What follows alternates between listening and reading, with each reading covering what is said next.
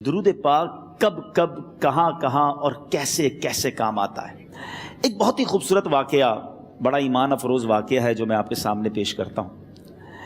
ایک دوست نے اپنے ایک دوسرے دوست کو قرض دیا، اور جب اس نے قرض دیا تو وہ قرض ایک بڑی اماؤنٹ تھی، 3000 دینار۔ وہ ٹائم آ گیا جب اس ٹائم وہ قرض لینے کے لیے اپنے دوست کے پاس گیا کہ بھائی مجھے میرے پیسے واپس دو، تو اس نے کہا کہ پیسے تو نہیں ہے میرے پاس، میں کولیپس ہو گیا ہوں، بزنس اب میرا ختم ہو گیا ہے، میں تمہاری رقم نہیں دے سکتا۔ اس نے ایک اور ٹائم دے دیا اسے کہ ٹھیک ہے اب اتنے وقت دنوں کے بعد میں دے دوں گا۔ وہ ٹائم بھی گزر گیا، اور جب وہ ٹائم بھی گزر گیا تو اس کے بعد اس دوست نے کہا کہ اب تو پیسے دے دو بھائی، میرا ٹائم پورا ہو گیا ہے۔ پھر نہ دے سکا ٹائم۔ آخر کار معاملہ جو ہے وہ کورٹ میں چلا گیا، قاضی کے پاس چلا گیا۔ اب قاضی نے جس کو پیسے دینے تھے اس کو بلایا اور کہا کہ بھائی آپ کو اس کے پیسے دینے ہیں؟ کہتا ہے ہاں پیسے تو دینے ہیں۔ تو کہا پھر دیتے کیوں نہیں ہو؟ کہا پیسے ہیں ہی نہیں، کاروبار ہی ختم ہو گیا ہے، قرضہ تو لیا تھا، اب میرے پاس بچا ہی کچھ نہیں ہے۔ تو کہا اچھا اب یہ بتاؤ کہ کب دو گے، کیسے دو گے؟ اس نے کہا بس میرے پاس پیسے ہی نہیں ہیں۔ تو کہا اب تمہارے پاس 30 دن کا ٹائم ہے، 30 ڈیز میں یا تو اس کے پیسے لوٹا دو یا 30 دن کے بعد تمہیں قید کر دیا جائے گا۔ یہ شخص اب گھر آیا، پیسے تو تھے نہیں، مگر شاید علماء نے لکھا کتابوں میں، یہ واقعہ کئی بڑی بڑی کتابوں میں لکھا اور درود پاک کے فضائل کی بڑی بڑی کتابوں میں لکھا، اور اس شخص نے سوچا کہ اس نے ایک حدیث پاک پڑھی ہوئی تھی کہ جس میں یہ نبی پاک علیہ الصلوۃ والسلام نے فرمایا ہے، جس کا مضمون ہے کہ جو شخص پریشان ہو، مصیبت زدہ ہو، اسے چاہیے کہ مجھ پر کثرت سے درود پاک پڑھے، کیونکہ درود پڑھنا مصیبتوں اور پریشانیوں کو لے جاتا ہے۔ اب اس عاشق رسول نے سوچا اور تو کچھ ہے نہیں، اب میں درود پاک پڑھنا شروع کرتا ہوں۔ صبح سے لے کر شام تک وہ درود پاک پڑھنے لگ گیا۔ 27 دن گزر گئے، only 3 days left، 3 دن باقی تھے قاضی کے پاس جانے میں۔ 27 دن گزر گئے درود پڑھتے پڑھتے۔ جب 28ویں رات آئی تو آنکھیں تو بند ہوئیں، مگر خواب میں اسے ایک آواز آئی، گھبراؤ نہیں، تمہارا قرضہ ادا کر دیا جائے گا، تمہارا مسئلہ سالو ہو جائے گا۔ صبح اٹھتا ہے، درود پاک پڑھ رہا ہے، مگر کہتا ہے یہ آواز سے تو مسئلہ حل نہیں ہوگا، پیغام کیا ہے اسے سمجھ نہ آیا۔ 28واں دن گزر گیا، 29ویں رات آ گئی، مگر اب آنکھیں بند ہوئیں اور قسمت جاگ اٹھی۔ نبی پاک صاحب لولاک صلی اللہ تعالیٰ علیہ وسلم خواب میں تشریف لائے، اور پیارے آقا صلی اللہ تعالیٰ علیہ وسلم نے فرمایا گھبراؤ نہیں، علی بن عیسیٰ وزیر کے پاس جاؤ، وہ تمہارا قرضہ ادا کر دے گا۔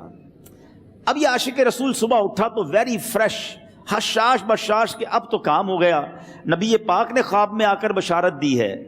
مگر پھر ذہن میں سوال آیا کہ علی بن عیسیٰ کے پاس جاؤں گا تو ثبوت کیا ہے، پروف کیا ہوگا؟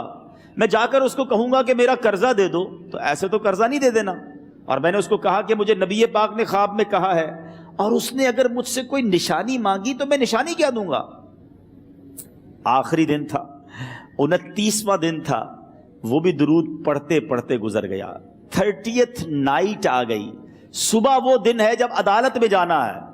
اب اس رات پھر نبی پاک علیہ الصلوۃ والسلام خواب میں تشریف لائے، اور آقا علیہ الصلوۃ والسلام نے فرمایا کہ علی بن عیسیٰ وزیر کے پاس جاؤ، وہ تمہارا قرض ادا کر دے گا۔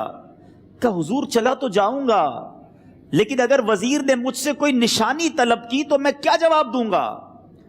پیارے آقا علیہ الصلوۃ والسلام نے کمال کا ارشاد فرمایا کہ علی بن عیسیٰ سے کہنا کہ تم روزانہ فجر کی نماز کے بعد 5000 بار درود پاک پڑھتے ہو، یہ راز فقط تم جانتے ہو اور تمہارا رب جانتا ہے۔ اب یہ جب صبح اٹھا تو ایک نشانی بھی مل چکی تھی۔ عدالت میں جانے سے پہلے وزیر کے دربار میں پہنچ گیا، اسے یہ ڈر تھا کہ آج پیسے نہ لوٹائے تو سزا ہو سکتی ہے۔ جب وزیر کے دربار میں پہنچا تو وزیر اپنے مشیروں کے ساتھ بیٹھا تھا۔ کہا مجھے آپ سے بات کرنی ہے۔ کہا بتاؤ کیا بات کرنی ہے؟ کہا میں ایک پیغام لایا ہوں آپ کے لیے۔ اچھا کس کا پیغام لائے ہو؟ کہا میں نبی پاک جناب محمد مصطفیٰ صلی اللہ تعالیٰ علیہ وسلم کا پیغام لایا ہوں۔ وہ عاشق رسول وزیر تھا، کہتا بتاؤ میرے آقا نے کیا پیغام دیا ہے؟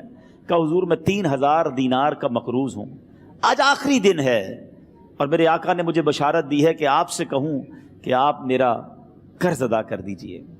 علی بن عیسیٰ کہتا ہے کوئی ثبوت ہے آپ کے پاس؟ ہے کوئی دلیل بھی ہے آپ کے پاس؟ میں کیسے مان لوں کہ آپ کو نبی پاک علیہ الصلوۃ والسلام نے بھیجا ہے؟ عاشق رسول کہتا ہے خالی ہاتھ نہیں آیا، میرے آقا نے مجھے دلیل بھی عطا فرمائی ہے، مجھے ایک ایویڈنس بھی دیا ہے، اور پروف یہ ہے حضور کہ آپ روزانہ صبح فجر کی نماز کے بعد نبی پاک صلی اللہ تعالی علیہ وسلم کی بارگاہ میں درود و سلام کا نذرانہ پیش کرتے ہیں۔ جب تک 5000 کا عدد پورا نہیں ہوتا آپ اس وقت تک کسی اور سے بات نہیں کرتے، اور اے وزیر صاحب یہ راز صرف آپ کو پتہ ہے اور آپ کا رب جانتا ہے۔ اللہ اکبر۔ وہ وزیر تو جس کو کہے نا جھوم اٹھا، ایسا عاشق رسول وزیر تھا جو روزانہ صبح 5000 درود پڑھتا ہو، اس کی تو عید ہو گئی نا۔ وہ کہتا ہے مرحبا یا رسول اللہ، میرے آقا نے میرے درود قبول کر لیے، اس سے بڑھ کر میرے لیے سعادت کیا ہوگی۔ اب یہ وزیر اپنے سیٹ سے اٹھتا ہے، اپنے کمرے میں جاتا ہے، تھوڑی دیر بعد واپس آ کر اس عاشق رسول کے ہاتھ میں 3000 دینار رکھ کر کہتا ہے حضور پہلے 3000 دینار تو نبی پاک کا حکم کی میں ادب سے بجا لاتا ہوں، میرے آقا نے جو حکم فرمایا یہ 3000 دینار آپ کو پیش کرتا ہوں، حضور ایک اور 3000 دینار لیجئے۔ میرے گھر آپ آئے، اتنی اچھی خبر سنائی، آپ نے قدم رنجا فرمایا، یہ 3000 اس کا نذرانہ ہے، اور ایسا کیجئے 3000 اور لیجئے، اس سے اپنے بچوں کے لیے کچھ چھوٹا موٹا کام شروع کیجئے اور ایک وعدہ کر کے جائیے، آج کے بعد زندگی میں آپ کو جب بھی کوئی کام پڑے میں آپ کا بھائی ہوں، مجھے یہ خدمت کا موقع دیجئے گا۔ اللہ اکبر۔ وہ مقروض جو ایک رات پہلے 3000 دینار کا مقروض تھا، ہو سکتا ہے اس کے بیک آف مائنڈ یہ بھی چل رہا ہو کہ اب شاید کل میں نے جیل میں جا کر عدالت میں جا کر گرفتاری دے کر جیل میں جانا ہے، مگر اب 9000 دینار ہاتھ میں ہیں۔ عاشق رسول جھومتا ہوا نبی پاک کی یاد میں گھومتا ہوا اب عدالت میں پہنچا۔ عدالت میں everybody expecting over there کہ آج اس نے آنا ہے اور آ کر کہنا یہی ہے کہ پیسے تو نہیں ہیں، گرفتار کر لو، مگر جا کر اس عاشق رسول نے 3000 دینار جج صاحب کے ہاتھ میں رکھ دیے۔ قاضی کہتا ہے پہلے تو یہ بتاؤ پیسے آئے کدھر سے؟ تم تو کہتے تھے غریب ہوں، تم تو کہتے تھے کاروبار نہیں ہے، ایک مہینے میں اتنی بڑی رقم کا انتظام کیسے ہو گیا؟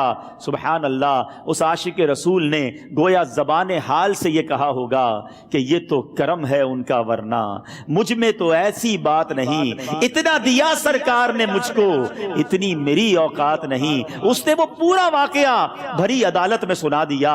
اللہ اکبر۔ میرے پیارے اسلامی بھائیوں ذرا سوچو پہلے زمانے میں کیسے عاشقان رسول ہوا کرتے تھے، وہ جج وہ قاضی بھی کیسا سرکار علیہ الصلوۃ والسلام کا عاشق تھا۔